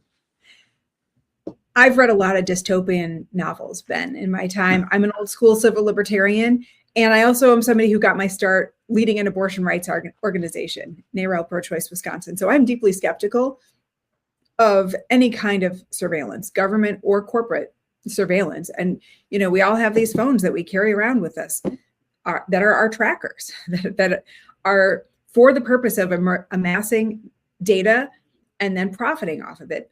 Some of it very, very personally sensitive. So I really applaud the communities that are pushing back against flock. I think in a time of ICE and the rampant abuses of the federal government, when you know, mothers who are taking their daughters across state lines to get abortion care or to access gender affirming care and are being tracked and prosecuted and being reported to CPS, we cannot have a government database of tracking people's movements. It is just not, that is not safe for our communities. And it is not consistent with the American ideals of freedom and dignity and the ability to move around and go about your daily life without government interference. So again, this is an issue where I think liberals and conservatives can actually come together and say, no, we don't want to be under constant surveillance. I'm really proud to have authored more legislation than any other legislator in this last session to actually bring big tech to heel. And some of the legislation touched on things like collecting and using and monetizing our personally sensitive identifiable information, like your precise geolocation data or healthcare data. Others about just prohibiting social media companies from collecting data on users who are under 18. There's a lot that we need to do legislatively on the regulatory side to prevent the abuses of this data. But I also think citizens just fighting back and saying, no, we don't want this in our community is really, really important. So I think a lot of people in the chat probably appreciate your sentiment there, but I mean, you're just chock full of segues here in this conversation, which is perfect from my front. Part of the surveillance conversation that goes hand in hand with these flock cameras is the conversation surrounding data centers. You talk about being able to reach across the aisle. We're watching freaking districts in Texas say we're willing to vote for a Democrat if they are willing to not allow these data centers to be built. I've been vocal about it since well into most of 2026, despite the fact that these have been going up for the last 5 years. It seems like it's a problem on a lot of people's minds now. It's been kind of quiet on that front in terms of the conversation in the gubernatorial race, though. So what are your thoughts on the matter, and what does the future of data centers look like? I think the status quo is totally unacceptable. We have the biggest, most powerful corporations in the history of the world just absolutely steamrolling local communities and putting in these massive hyperscale data centers that threaten our environment, especially our water, that are totally not transparent. And so residents don't even find out about it until all the trees are cut down and the creek runs dry. And we're subsidizing them. This is absolutely backwards and backwards. I have set forth the strongest plan of any candidate in this race to immediately stop unregulated data center development. And here's how I'm going to do that. On day one, as governor, I will direct state agencies, including the PSC, which regulates utilities, and the DNR, which regulates the environment, to start enforcing as stringent as possible under the law requirements to protect consumers and ratepayers, to protect the environment, from day one. We will also immediately pass in January the strong regulation bill that already has 49 Democratic co-sponsors. This is a bill that protects workers, right? Wisconsin workers, union workers earning prevailing wage, protects our environment, protects local control and transparency, and protects ratepayers from having to subsidize or pay higher utility rates because of data center demand. Those four things, I think, are the absolute bare minimum floor for statewide regulation. Now, there may still be some communities that want to actually engage in data, conversation with bringing a data center. And in that case, I will form an expert state negotiating team that we will lend out to communities so that you don't have the retired town dentist who happens to be the board chair going toe to toe with some lawyer from Meta who earns $5,000 an hour. And I think leveling that playing field and giving local communities the strongest possible bargaining position as they start out is really, really important. But at the end of the day, local communities, and not just the municipality where the data center is located, but all the surrounding communities need to actually have meaningful consent if they actually want a data center moving forward. And most importantly, we have to end the subsidies. The Fiscal Bureau estimates that the tax breaks that were passed are going to cost us $2 billion. $2 billion, and they're telling us we don't have enough money for healthcare and public education? Nonsense.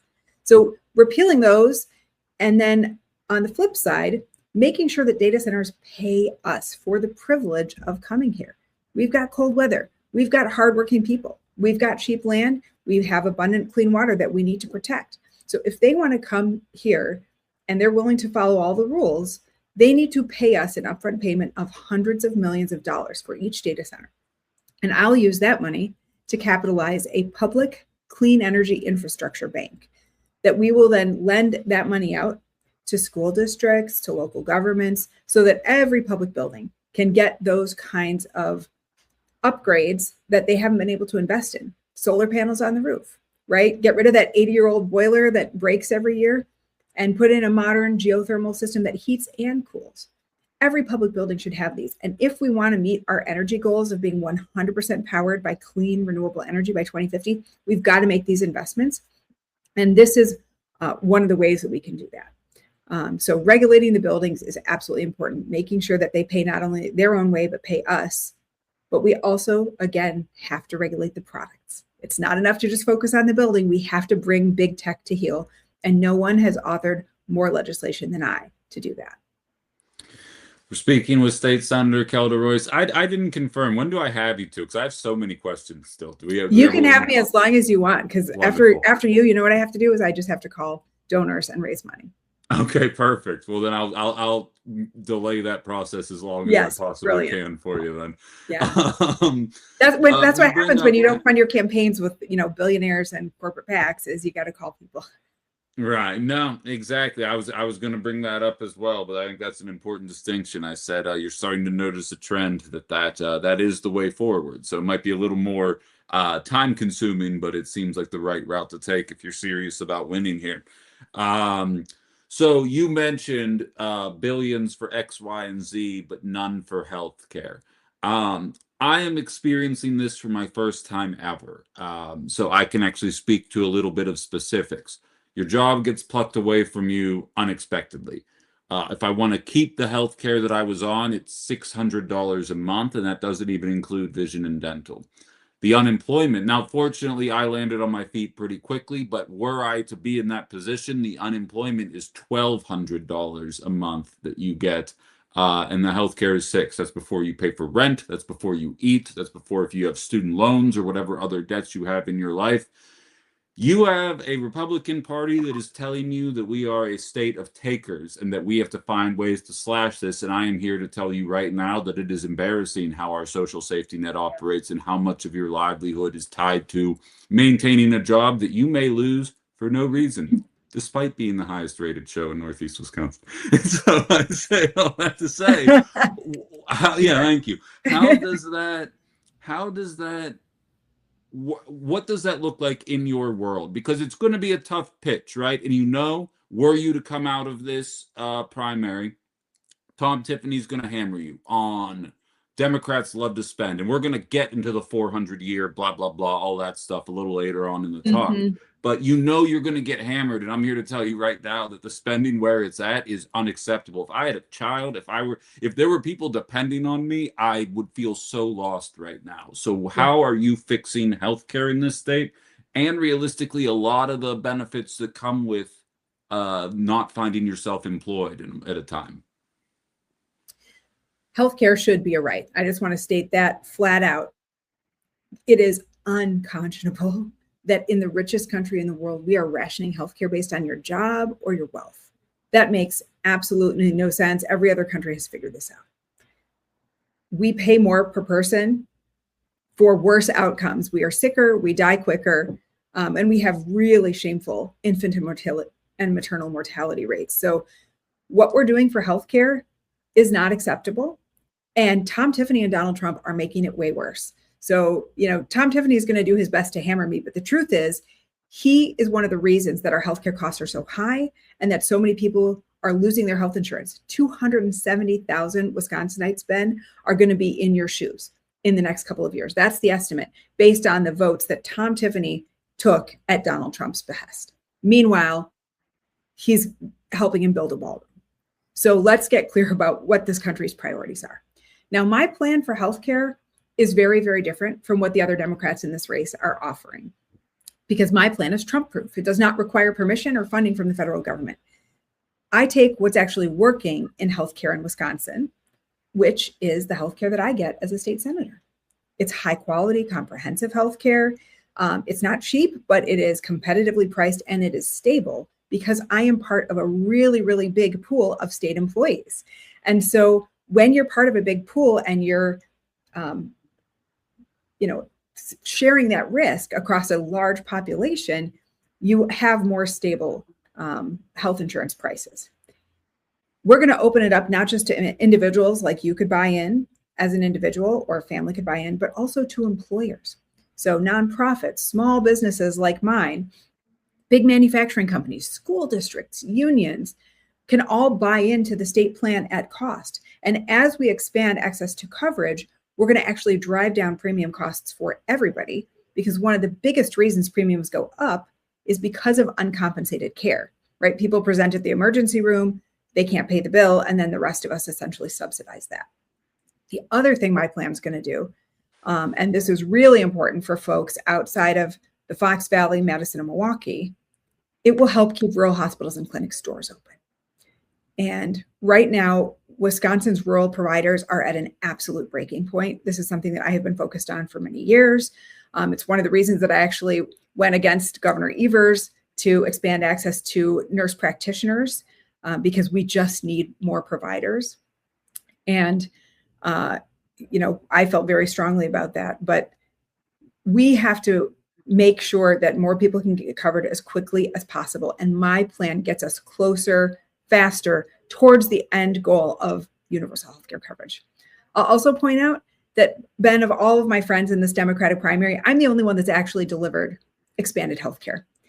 When I was in the assembly in 2009, that was the last time we expanded Badger Care. And we got 80,000 new Wisconsinites covered under great health insurance who were previously uninsured. And like you, I know what it's like to go out without health insurance. In my 20s, I could not afford it. And it was just like white knuckling it to hope I didn't get into a car accident or didn't get some illness or a scary diagnosis. And too many Americans are being put in that position by Donald Trump and Tom Tiffany. So we have got to act on this urgently. Yeah, definitely an interesting insight there. Was 2009 was also the last time Democrats had a majority, right? So we might Sure be on was. the precipice. Yeah, you might be if you win this, you might be able to say you're the first one in 16 years, or however many years that is, 17 years to have that majority there. And if I'm at the top of the ticket, we will have that majority. Believe me, I have devoted, my whole life to building progressive power and electing Democrats around the state. We're not going to get another opportunity like this. And I am determined to use power, every tool at my disposal, to help elect Democrats statewide and to get the real transformative change that we need. I love the attitude there, that's for sure.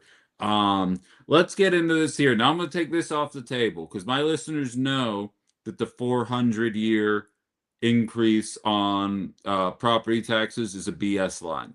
If you Yes. watch Outside the Box, you are politically knowledgeable enough on the onset that you know all the talking points, and the only reason people are still parroting it is they don't want to hear the alternate reality.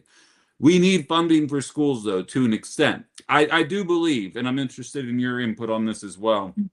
It's a bit of an intersection of some issues here. You have parents that at record levels are working sometimes more than one job each while trying to Right. raise kids. At the same time, you have teachers that are not well compensated. You have maybe a little bit of administrative bloat. I think if you're looking at it with an honest eye, you can kind of see that. And obviously, within the special needs world and a number of other elements of public education, it's been underfunded as well. What does the future of property tax and funding for those public schools looks like in a way that not only makes sure that it's a living wage for the people working there, but it delivers the results for the people that are hoping to get jobs in 10 years? As governor, repairing funding for public education and making our schools once again the very best in the nation will be my number one priority as governor.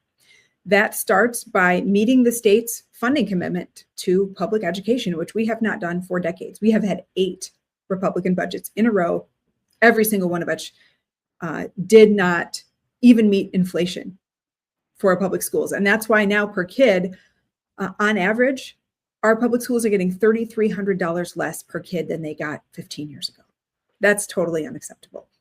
I think about my own childhood. My parents both moved from other states because Wisconsin was a place where they felt like, as a family of modest means, they could give their kids a great life because we had the best public schools in the nation. And you know where they moved? They moved to rural Taylor County, outside of Medford, northern Wisconsin, like north of Highway 29, like up here in the state. Can you imagine a family today making that choice based on educational opportunities? You know, and then my family, while I was in elementary school, we moved down to Madison. So I graduated from a great big urban public high school in Madison. I got a fantastic education. I'm in our schools at least every week. I've got 5 kids ranging from 25 to 4. And I can see that what our kids are getting is not the same as what my sisters and I got. And that is unacceptable to me. We are also pushing off the cost of funding public education onto property taxpayers. And that's unacceptable because property taxes are way too high. So if you don't like the property taxes, blame Tom Tiffany, because in his very first months as a state legislator, the first time that he got elected and was sent down to Madison, the first thing he did was screw our kids over, defund public education, and attack our teachers. I'm really proud to have the support of WEAC, our state's teachers, and the largest union in the state, backing my candidacy because they know that I am the public education champion in this race. I am the candidate that has the longest and strongest track record of supporting our teachers. I will restore collective bargaining rights for both public and private sector workers because that's how you have a middle class. You raise the minimum wage and you let workers have a union so that they actually have a voice in the workplace.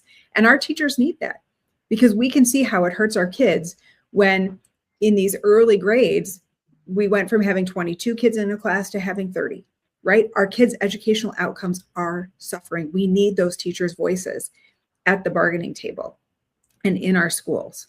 But this, aside from state funding, which will help relieve property tax burdens and end this divisive cycle of referendums, we also have to bring the private voucher scheme to a responsible end. I am the only candidate in this race that has a feasible plan to actually do that. There are a number of Democrats in this race that are pro-voucher, right? That are just saying, well, maybe we need to add some accountability measures, but yeah, we're stuck with vouchers. I am not willing to accept this. I think that public dollars are for public schools, period. And, we have plenty of money to invest in public education if we stop spending it on the wrong things. If we just tax multimillionaires and billionaires and big corporations like we did before Scott Walker came to town and started shoveling tax breaks at them, we can easily afford this. And by the way, for me, education isn't just K-12. It's also making paid family leave and early childhood educational universally available and affordable. and reinvesting in public higher education in the universities of Wisconsin and our technical colleges. And I've got detailed plans for all this on my website. Wonderful. Yeah, I see a couple people asking. I'm assuming is your plan for vouchers on the website as well, or would you like to go into that a little bit here? Because we have people asking about it. So if you'd like to jump into that. Absolutely. Yeah, it's basically a 3-step plan. Step 1 is requiring accountability, transparency, and non-discrimination. So you follow the same rules as public schools. Your books have to be open, and property taxpayers have to know how much of our money is going out of the public schools and into private voucher schemes. And non-discrimination, this one's really important because, voucher schools can cherry pick their students, right? They can accept a kid with disabilities and then a month later say, never mind, we don't want him, and kick him out and keep the money that came with him. They can fire a teacher for being gay or for being pregnant and unmarried. This is totally unacceptable. So that's step 1, is you just have to force them to meet basic standards that public schools meet. Step 2 deals with the statewide expansion. So everything that's not Milwaukee and Racine, which are much longer standing programs. The statewide expansion, functionally, virtually all those kids who are receiving vouchers were already in private school at their parents' expense. So all we're doing is subsidizing wealthy families who made the decision that they wanted to send their kids to religious schools. And I don't think that's an appropriate use of tax dollars.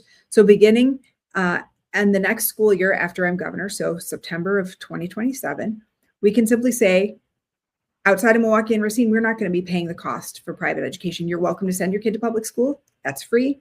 You can open enroll within your district. You can open enroll to another district. You can do a public virtual school. You can homeschool. All those are free. But if you want to send your kid to a private school, then you can pay the tuition as you did before. Now, step 3, Milwaukee and Racine, that's a much more complicated challenge because, number 1, most of those students are low income. They have faced many challenges. So disrupting their education would be, a significant challenge for those young people. And a much larger percentage of students from those districts are enrolled in voucher schools. So the public schools simply do not have the capacity anymore because of the growth of vouchers over decades to be able to serve all children right away. My plan would not disrupt any current child who is enrolled in a voucher school and they're doing well, they like it.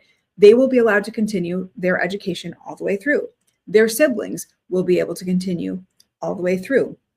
But over time, we will increase the quality and the capacity of the public schools in those districts so that parents are feeling confident about sending their kids there, because we do have to respond to quality.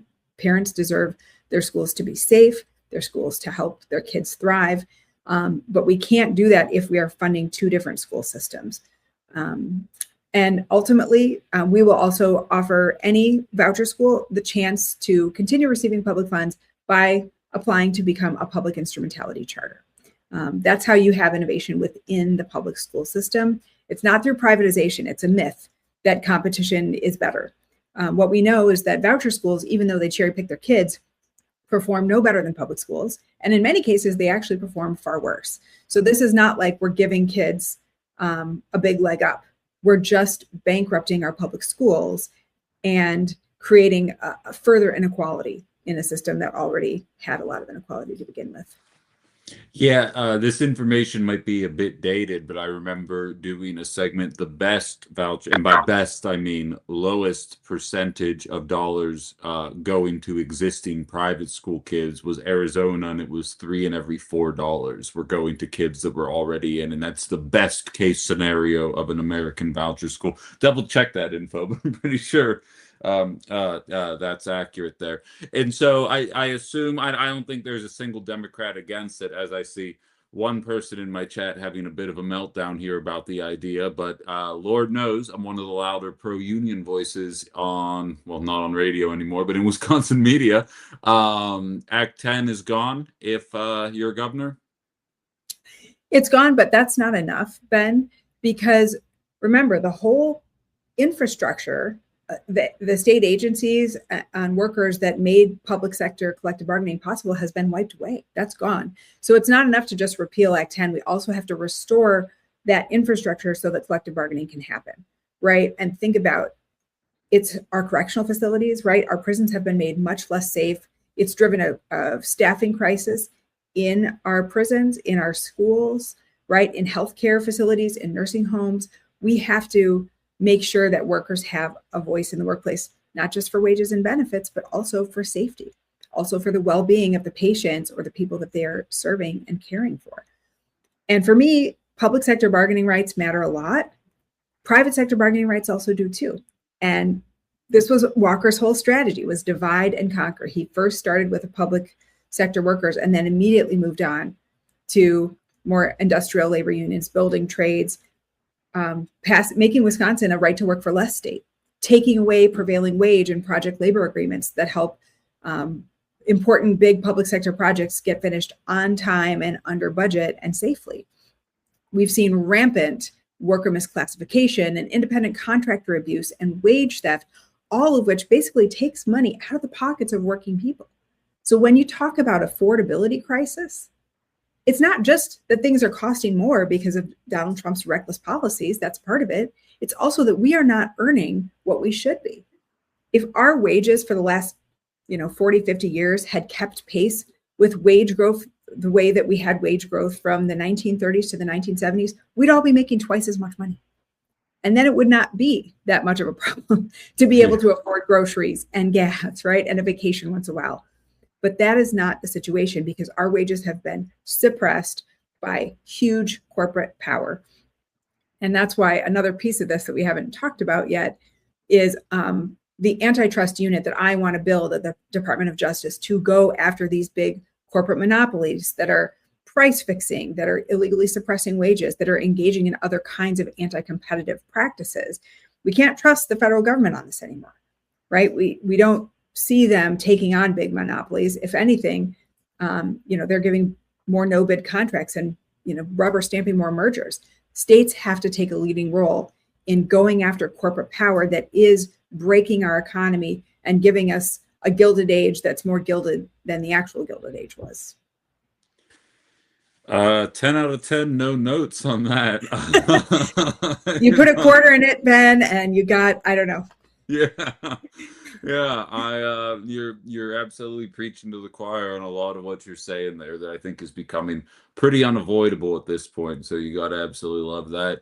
That was where I was going to take it from there, was the antitrust, which I think you did a fantastic job of answering there. So I'll tell you what, I've only got one more question left, and it's the same way I end every one of these. We just talked for almost 40 minutes. I asked you a lot of things, but I'm sure there's other things that you want people to know. What's the one thing about your campaign that we didn't get into today that you think it is important for the people listening right now to be aware coming away from this interview? I think the most important thing for people to know is that I have spent my life standing up to billionaires and bullies, just like Donald Trump and Tom Tiffany. I am the candidate who is best prepared to beat Tom Tiffany and deliver a Democratic assembly, to hold him accountable for the many ways in which he has harmed Wisconsin, everything from repealing our Prove It First mining laws that protected our environment to the devastating healthcare cuts and tariffs that are bankrupting our farmers and our small businesses. We need a candidate who will not just hold him accountable and beat him, but who will help usher in a new progressive era during this narrow window of opportunity that we are about to have. I know exactly what needs to be done to make the transformative change, to raise wages, to lower costs, to fully fund our public schools, and to protect our freedoms during this authoritarian regime. We cannot be afraid to use power, and we need a governor who is willing and able to do that, to turn these good progressive ideas that we have into law and to use this political moment to deliver real change for Wisconsinites. I would encourage people to go to my website. You can see very detailed policy plans for how I get this done. I have a plan to do it whether we have a Democratic trifecta or not.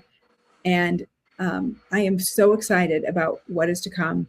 There's a reason that we have all the momentum in this race, the most endorsements from folks overall, and especially in the Fox Valley, the backing of WEAC, our state teachers union, and the backing of Lieutenant Governor Barbara Lawton, who's been a progressive champion. because people see that I am the candidate best positioned to win and to deliver. We're speaking with State Senator Kelda Royce. What is the that website for people that are looking to learn more, donate, so on and so forth? It's keldaroys.com. Easy enough. State Senator for Wisconsin, running for governor. Thank you very much for coming on the show today and running down the platform. You've answered all my questions in a satisfactory manner, which is always, hard to come across in the world of politics. So thank you very much, and I appreciate so much of your time. Absolutely. Great to be with you, Ben. Thank you. All right. Take it easy. Bye-bye. Bye. All right, guys. That does it for that. Now, Wayne asks why I'm bothering to change America. That's a good question. I don't know sometimes. I'm going to copy and paste the link. Realistically, the show's over in 20 minutes, but also no one can really tell me what to do. So, I mean, we can go as long as we need to. If anybody wants to chime in on what they just heard, you can pop on the TikTok chat. And of course, I just sent a link through YouTube as well. Unfortunately, hopefully today will be the last day that everybody's on separate things here. But we can't bring you on Facebook right now. So anybody who wants to share their thoughts on what we just heard for the last 40 minutes, you are welcome to take part in this conversation. Mikey says 24/7, Ben. We'll get there eventually, I have a feeling. My intention is to pass away while streaming someday. That's kind of the goal. I saw Violet. I'll check your message after I get off today. I appreciate that. And someone was asking who's vacuuming. The freaking landlords, man. They're just out there. Don't they know we're making plays? Wait, I hired a French maid. Yeah, no, that's me. But I'll admit I liked a lot of what I heard. And I have a feeling a lot of people listening are probably in that same boat. But I'm interested in if you guys agree. Some of them felt like some generic politician answers. Some of them felt very realistic, very organic, very well thought out. I don't know that we see eye to eye on data centers. And for the record, I'm not pushing anybody on any of their platform during the primaries. During the general election, whoever comes out is going to need to be able to defend whatever it is they believe. But so if you guys heard some stuff that just from being a regular listener of this show, that I don't necessarily agree with, that's fine. Like, the reason they're coming on isn't because I'm supposed to agree with all of them. The reason they're coming on is to tell you what they think on the matter and allow you guys to make your own decisions from there. My intention is to have interviews with every single one of the candidates on here, where I'm going to create the exact same kind of venue for anybody that wants to answer the questions. But I will say she was thorough. She actually had process, and you could tell she's a woman who's been involved in local politics for quite a while, because that's the kind of in-depth answers that comes with experience and having done something for a very long time. I realize it's not the same venue, but just comparatively to my interaction at the Hong event yesterday, you can tell there's definitely a little bit of that political polish, which could be viewed as a pro or a con, depending on the person that you're talking to in that particular moment or what they're talking about. But it is interesting. So I'm going to read a couple of comments here that aren't about my French maid. We'll start on the tube of you, and we'll get the TikTok comments in there as well. And I think Facebook has been pretty quiet on the comment front since the first hour. Yeah, okay, we're safe there. I'm not encouraging listening through Facebook at all. I need to get this OBS thing figured out so that everybody feels comfortable commenting. Violet says, I've heard enough from Democrats. I want serious change. You could tell that sentiment was at the very much felt during the conversation, but whether or not she means it or not, it's going to be up to the eye of the beholder. Susan says, I support school vouchers because they level the playing field. Wealthy families already have the financial freedoms. Vouchers just give lower income families the exact same choice for their kids. On paper, Susan, yeah, but like the way the voucher system works out every single time that's what I was saying before.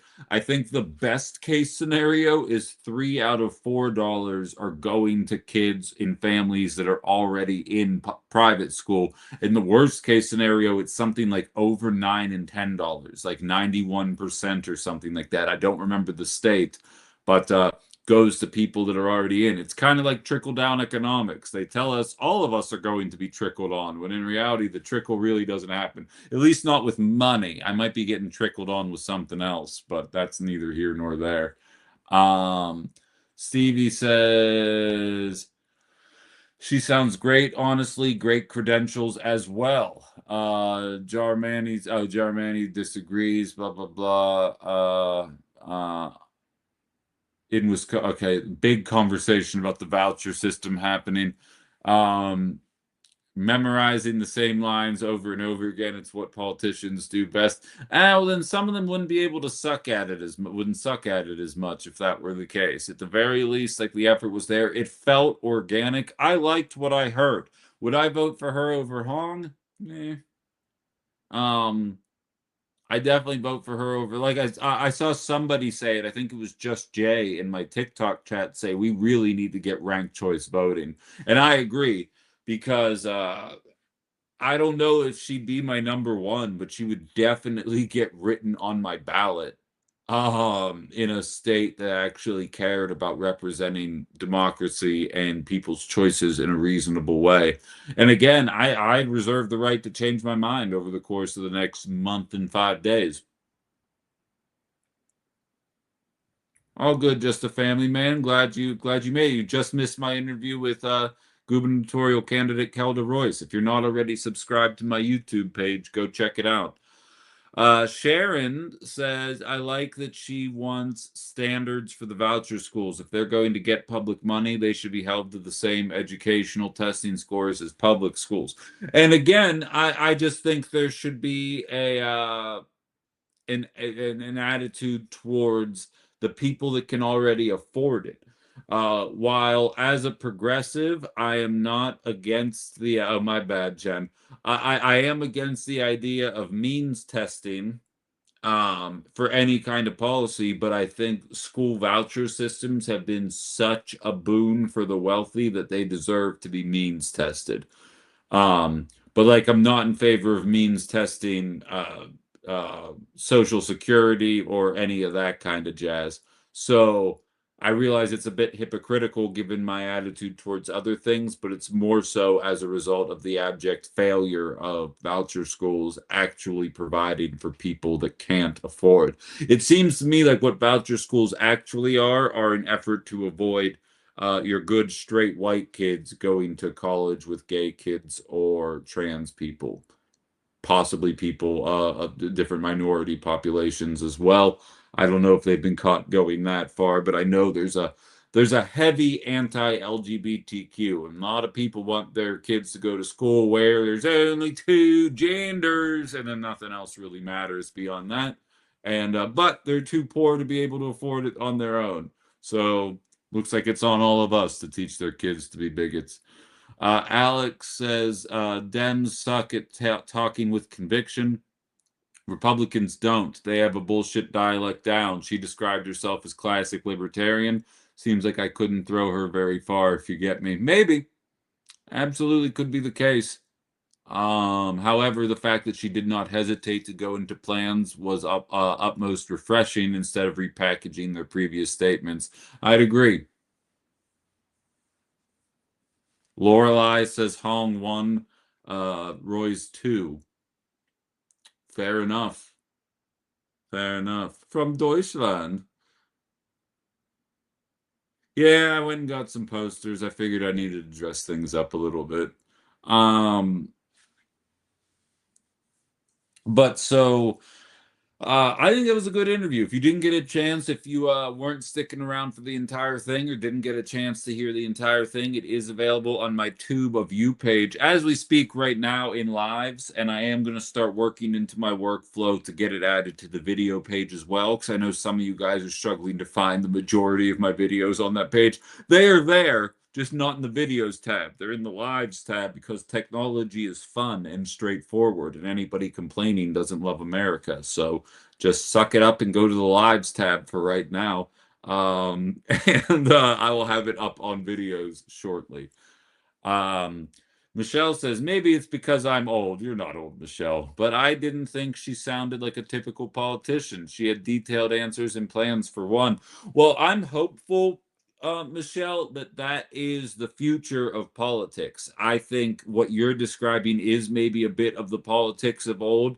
And we'll hopefully have Mandela Barnes on, if not later this week, early next week. And I'll just be frank, I think he speaks in a lot of platitudes.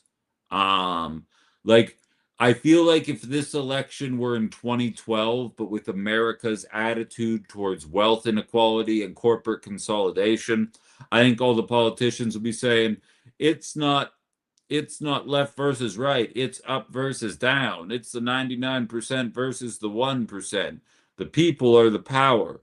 Okay, great. How are you actually going to assist us in ushering that in? Because without the government affecting antitrust rules and taxing wealth to the point where it's just flat out um, not beneficial to um, hoard that much wealth, there's only so much we can do. Well, there are things that we can do, but let's just say they're not. I'm already shadow banned, and I can't comment on what things would be on the people's agenda if the government doesn't want to get it help and do it from a legislative perspective. May I point you to 1790s France? Hal says, philosophy opposed to using public money for religious schools. Philosophically opposed to using public money for religious schools, even if we aren't telling them where to go according to our Supreme Court, but only giving them a choice. No, I feel that. I absolutely feel that. And picture the meltdown the second Republicans realized that like Islamic schools were getting public dollars. Like really think about it. It's only acceptable when the dollars are going to Jesus. Let's be real. Viper says, you are correct. Lots of false promises and bullcrap to get the votes. Then it's whatever is best for them once they get into office. Tired of that crap.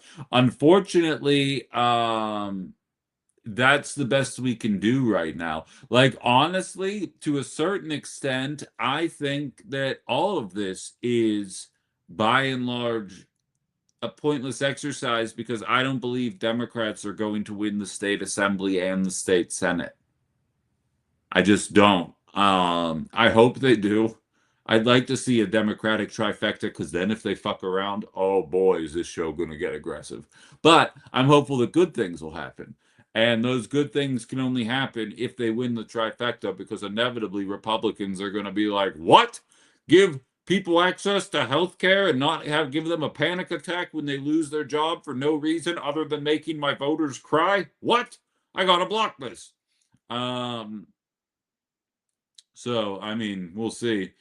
Uh, Grandma Mickey's asking who Alfonso for Congress is. That's Sean Duffy's son-in-law. He's a 26-year-old Nepo baby who married some reality star who attacked me on Twitter for a while back.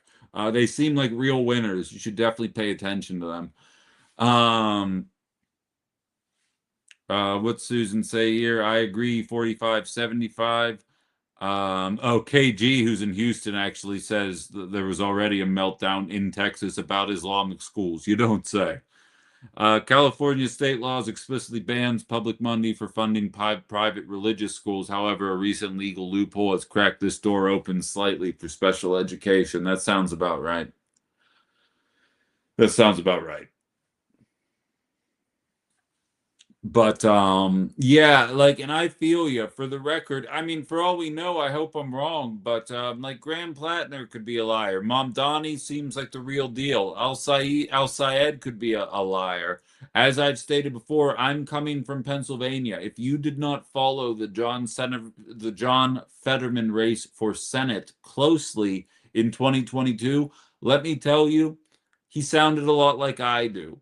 And let's just say in 2026, he really doesn't sound like he and I could be confused for one another. So it's going to be the constant struggle of determining who's full of shit and who's being real. But I think painting with the broad brush of that's how politics always is defeatist. Um, I think you have to do your due diligence and make sure that the people that you're voting for or following along with are the real deal. For the record, Isabel, because I know you're listening from Maine, I don't believe Plattner's full of shit. But if he were, I know there's going to be a line of Kamala Harris, aka K Hive dead enders, ready to rub it in that yet another working class white guy cosplayed as a progressive slash socialist in the name of winning votes, and then they ended up stabbing us in the back. But I mean, there are examples of politicians winning recently, and what they have in common with Kelda Roys and with Francesca Hong and with El Sayed and with Plattner and with Mamdani is none of them are taking corporate dollars. They're all taking the small dollar donations to get where they are. And while it doesn't guarantee anything, it is absolutely a better odds outcome that uh, they stay true to what they're running on, hopefully.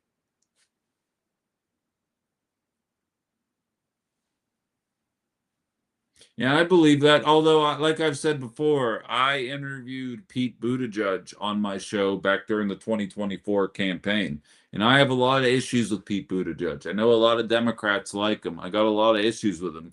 I know he's full of shit, and he just did mental gymnastics all around me for 20 minutes. Like I couldn't keep up, and all of a sudden it was over, and I was like, "What happened? When do I get to interview him?" And then it was over, and I didn't get a chance to grill him or anything. He's so affable, he's so likable, he's so um, articulate that you almost forget that he's a piece of shit in a lot of ways. He is milk toast, Jaro. I agree. I agree. Ethical politician sounds bizarre, says Violet. Yeah, bizarre. Didn't Texas just pass a highly controversial mandate requiring Bible stories be read in public schools? Yes. Yes, they did. It's I mean, I don't want to open that can of worms right now, but it's a giant pile of bullshit because you know they'd be melting down if you had to read the Quran in the same period. We should just go back to learning the only myths that are real, the Greek myths, and just embrace those. All right?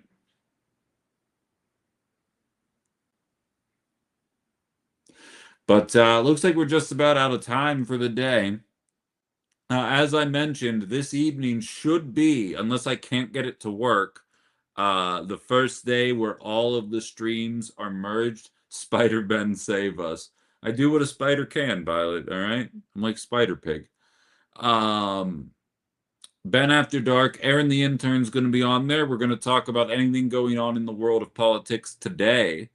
And as well as our experience, Aaron's family invited me over to their place for our 4th of July celebration, and we had a very good time. One of us might have got a little too fucked up at one point. I'm not going to say which. I'll allow you guys to determine which one of us that was. And we're also going to just, I'll have the soccer game on as well. I love the descriptors for Ben After Dark. One person described it as wonderfully disjointed. Another person said, I laughed the entire time. Another person said, it's a very funny show.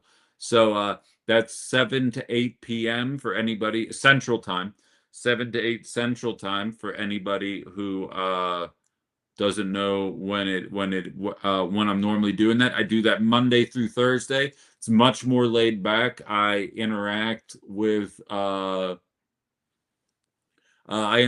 chat a lot more than I kind of have the capability. I try to maintain some semblance of the cohesiveness of my radio show when I do this.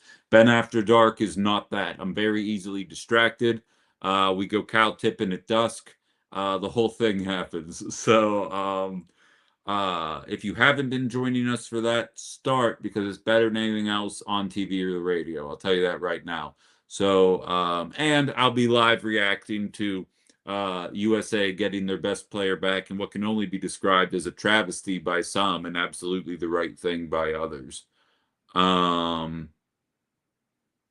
Cowboy band in the evenings. We'll see. I don't even know if I'm gonna be able to do the filters anymore once I'm running everything through OBS. I'm gonna have to see how all that shit works on the other side.